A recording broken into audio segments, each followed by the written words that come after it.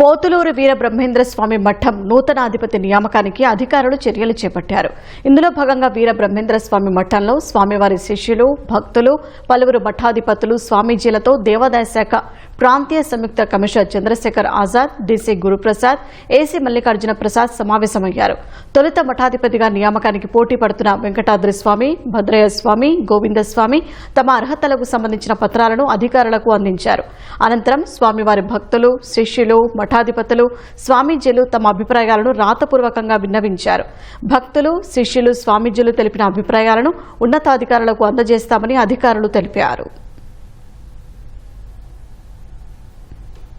1700 వరకు అప్లికేషన్ మనకు వచ్చినాయి దగ్గర. అవన్నీ కూడా ప్రింటెడ్ ఎక్కువ ఉన్నాయి అనమాట. యాక్చువల్ గా అవన్నీ కూడా సెపరేట్ చేసుకుని మేమంతా కూడా ఎవరెవరు ఏ అభిప్రాయం చెప్తున్నారు అనే దాని మీద చూసుకొని, ఎందుకంటే భక్తులు 100 మంది వచ్చారా, 1000 మంది వచ్చారా, శక్తి ఉన్న వాళ్ళు ఎక్కువ మంది తీసుకొచ్చారా అలా అని కాకుండా జస్ట్ ఎగ్జాక్ట్లీ అంటే లీగల్ పొజిషన్ ఏవైతే ఉందో ఆ లీగల్ పొజిషన్ ప్రకారంగానే మా యొక్క రిమార్క్స్ ని మేము ధార్మిక పరిషత్కి పంపించి మరి ఎట్టి పరిస్థితుల్లోనూ రానున్న కాలంలోనే త్వరలోనే వచ్చేట్టుగా ధార్మిక పరిషత్కి ఈ యొక్క మఠాధిపతి యొక్క మరి నియామకం కూడా జరిగే విధంగా కూడా మేము మరి ప్రయత్నం చేయడానికి అని చెప్పేసి మేము రిపోర్ట్ చేయడం జరుగుతుంది. ధార్మిక పరిషత్ వారు నియామక ప్రక్రియ అంతా కూడా వాళ్ళు చూస్తున్నారు. ఇవన్నీ కూడా త్వరలోనే మేము 10 రోజుల్లోనే రిపోర్ట్ పంపించడానికి ధార్మిక పరిషత్కి మేము చర్యలు తీసుకుంటాం.